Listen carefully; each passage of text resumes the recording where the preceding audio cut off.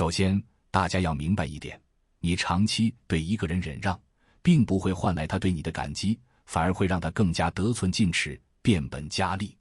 人性中有一个特点，就是贪婪。人们常常对善良的人心存侥幸。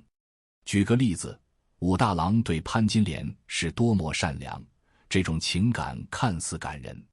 然而，现实中有些明星，比如某某强和他的妻子某某龙，大家都知道他们的故事。某强对他可谓是倾心相待，结果却换来了更大的伤害。这些爱并没有得到应有的回报，反而让他受到更深的伤害。当然，这并不是说我们要停止爱，而是要用策略和技巧去爱。对一个人好是需要智慧的。如果你对一个人过于好，最终往往会导致自我受伤。因为你越在乎他，他可能越不会在乎你。这是为什么呢？因为你们之间会形成一种固定的相处模式，他不在乎你，却能轻易获得你的关心。这就像很多孩子，爷爷奶奶对他们越好，他们反而会对爷爷奶奶越不尊重。你会发现，身边的人对待不同的人方式截然不同。孩子也是如此，他们面对同学、父母、爷爷奶奶时，表现出完全不同的行为和状态。这又是为什么呢？并不是孩子善变，这些不同的相处模式也不是他们自己设计出来的。实际上，这些模式是通过同学、老师、父母、爷爷奶奶等人培养出来的。一个6、7岁的孩子，所有的表现其实是人性最真实的反应，没有善恶美丑的复杂，只是展现了人性最原始的一面。举个例子，我儿子上小学1年级时，他对身边亲人和同学的相处方式完全不同。他对最好的同学非常大方，家里有好吃的东西，主动分享给他。但是对妈妈时，他的表现就相当小气。为什么会这样呢？因为他妈妈对他过于宠爱，在他那里，他已经习惯了不需要付出就能得到的好处，那他为什么还要付出呢？正因为如此，他对妈妈形成了一个无需付出就能得到回报的相处模式。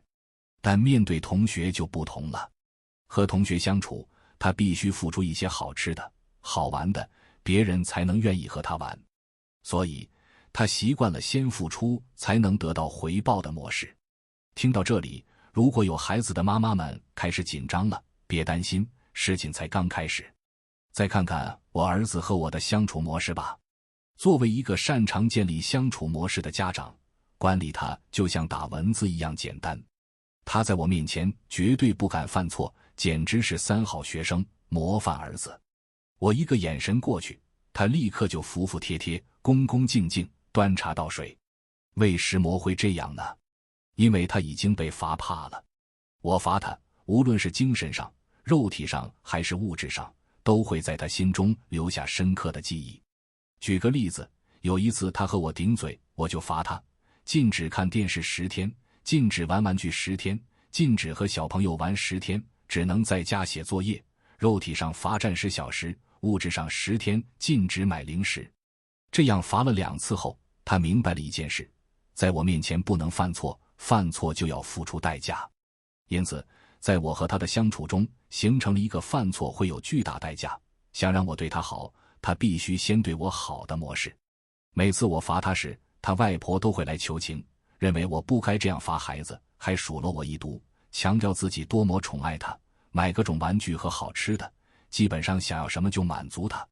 然而，结果是这个孩子对外婆一点也不尊重，经常顶嘴，还对他大吼大叫。后来外婆意识到这样下去不行，已经失控了。之后我罚他时，就没人再来阻拦了。其实，无论是夫妻之间、合伙人之间，还是领导者与员工之间，都存在这样的相处模式。你身边所有人与之的相处模式，其实都是你自己一手培养出来的。如何建立相处模式？建立相处模式的首要核心是设定底线。人际关系并不是事事忍让，而是要有明确的底线原则。在一开始，你要让你的孩子、妻子、丈夫、合伙人、员工和朋友清楚地知道你的底线是什么，并且这个底线是绝对不能触碰的。一旦有人触碰了你的底线，你就必须强烈反对，让对方意识到后果。为什么好人常常得不到回报？因为你已经好到没有原则和底线的地步，甚至当对方触犯了你的底线时，你仍然强颜欢笑，一再忍让。这样只会让对方更加肆无忌惮，因为他们根本不知道你对这件事是如此在意。这并不是对方的错，而是你的错。就像我常说的，你无法一辈子照顾你的孩子，就不要让他们养成依赖的习惯；你也无法一辈子宠爱你的妻子，就不要让她习惯被宠爱。如果让她养成了这样的习惯，而你又无法持续的宠爱她，结果肯定会出问题。我身边有个朋友，夫妻刚结婚时，他的妻子性格很好，属于贤妻良母类型，但他宠得有些过分。刚开始我们去他家吃饭，都是他老婆做的饭，他就去厨房帮忙，结果越帮越多，最后连饭都是他做的，连碗也他洗。渐渐的，他老婆完全不进厨房了，反而对他越来越指手画脚。每次他只是呵呵一笑，绝对是个好男人。其实他们两个就是一个愿打一个愿挨，没什么问题。但事情后来并没有那么简单。前段时间我朋友给我打电话，怒火中烧，说要跟他老婆离婚，吓了我一跳。我问他怎么回事，他说：哥，我跟他结婚这么多年，处处宠着他，结婚10年我忍了他10年。我最不喜欢做饭，但为了他，这10年来天天做饭，孩子也每天接送。结果他脾气越来越大，动不动就冲我大吼。我实在忍不下去了，所以就打了他。我说：你先冷静一下，难道你没想过他今天变成这样，是你自己培养出来的吗？现在有什么好委屈的？如果你不喜欢做饭和带孩子，为什么当初不说？现在忍了10年，突然说忍不了了，早干嘛去了？你给他养成了这样的习惯，现在让人改，怎么可能？再说，你这把年纪，孩子都这么大了，离婚孩子怎么办？他听了之后问：那我该怎么办？我说：继续忍吧，既然已经忍了10年，那就干脆忍一辈子吧。没有底线的后果。实际上，没有底线的行为最终会造成不好的结果，这种情况只能怪自己。所以，如果你和身边的一些人已经形成了长期固定的相处模式，建议不要轻易打破。你需要评估自己的筹码是否足够大，对方是否离不开你。因为一旦打破这种长期建立的相处模式，必然会引发剧烈的冲突。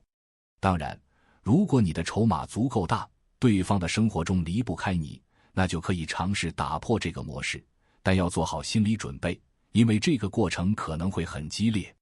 如果你选择不打破而继续维持现状，就要考虑自己是否能够忍受，因为你越是忍让，对方的行为可能会越严重，这样只会让事情变得更加痛苦。如果不能忍受，在你的筹码足够大的情况下，建议尽早采取行动，越晚越难处理。接下来我们谈谈建立记忆痛点和记忆爽点，尤其是在第一次触碰你底线时，你必须让对方形成深刻的记忆痛点，这一点非常重要。让我分享一个真实的故事。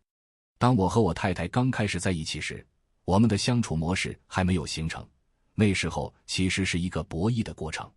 我建议恋爱阶段，男方要尽量妥协和包容女方，因为在这个阶段你的筹码很少。结婚后，随着筹码的增加，需要及时调整恋爱时的相处模式。恋爱期间，你可能会围着他转，他偶尔耍些小脾气，你也能宠着他，这算是情调。但结婚后，男人需要专注于事业，如果妻子还像恋爱时一样，动不动就耍公主脾气，对家庭和丈夫都是不利的。女性朋友们也要明白，恋爱是偶像剧，婚姻则是纪录片。恋爱是2个人的表演，婚姻才是回归真实的生活。比如，我和我太太刚结婚时，有一次她让我去做饭。我知道，如果我一做，这件事就会变成我的责任，未来更多的家务也会落到我身上。我并不是不想做，而是事业不允许我花太多时间在这些事情上。因此，我必须让他留下深刻的记忆痛点。于是我叫他去做，他不愿意。这时候我们就开始争吵，我大发雷霆，把杯子摔了，闹得很大。我说，我忙于事业，哪有时间做这些？如果你连饭都不会做，那我们就别过了，明天离婚。他说，离就离。这场争吵持续了2天，甚至惊动了他的父母来劝解。经过2天的折腾，他意识到为了做一顿饭而离婚代价太大，最后他妥协了。从那以后，每次都自己去做饭，渐渐地形成了习惯。结婚10年，除了过年过节，我从未做过饭。过年过节我主动做一次，他还会感动地说，老公真好，今天有口福了。你没看错，事实就是这样，我们再也没有因为做饭而争吵。因为我在这件事上给他留下了深刻的记忆痛点，而每次他做完饭，我都会称赞，真好吃，老婆做的菜太棒了，这让他在心里形成了记忆爽点。在记忆痛点和记忆爽点的双重作用下，我们形成了固定的相处模式，做饭是他的责任。他从未觉得自己吃亏，因为做饭已经变成了他的习惯。现在他每天在研究美食，对我也很恩爱。那么10年前我那次发火是真的吗？当然不是，那是策略性的发火。情商并不是不发火，而是懂得如何策略性的表达情绪。你可以表达愤怒，但不能让愤怒控制你的表达。面对不同的人和情况，要使用不同的情绪。在企业中也是如此，老板需要建立合伙人之间的相处模式，管理者要与团队建立良好的互动。如果相处模式没有建立好，你容易被下属欺负。合伙人之间最有效的相处方式就是争吵。不吵架的合伙人是无法成功的，而且越早吵越好。很多感情好的朋友或亲戚一起创业，最后却分道扬镳，往往是因为一开始不吵，导致后面争吵不可收拾。因为一开始的沉默，往往意味着有人在忍气吞声，缺乏讨论的决策很容易出现偏差。其实训人和训狗是一样的，认真读下面的故事，领悟其中的道理。有一天，我买了一只小狗，给它取名叫小黑。我叫它来，它不来，我再叫，它还是不来。于是我去买了块排骨，拿着排骨叫小黑，它终于来了。接下来1个月，我一直用排骨叫它，它每次都来。1个月后，我不再拿排骨叫它，它依然摇着尾巴过来了。但我发现它总喜欢趴在门口，而不是在自己的窝里。于是我在门口放了些带刺的植物，它100分号就扎到自己了。我又在它的窝里放了点排骨，结果它就开始自觉地爬到窝里去了。后来我把门口的植物和窝里的排骨都拿走了，但它仍然自觉地趴在窝里，不再趴在门口。不知不觉中，我和它之间的相处模式已经建立起来了。你明白了吗？记住，建立相处模式的最佳时机是在第一次相处时，因为这时候对方对你还不够了解，也不知道该怎么相处。而打破相处模式的最佳时机是当你掌握足够的筹码，对方离不开你的时候。今天先分享到这里，如果对你有帮助，欢迎按赞订阅智慧补丁，超越自我，完善人生。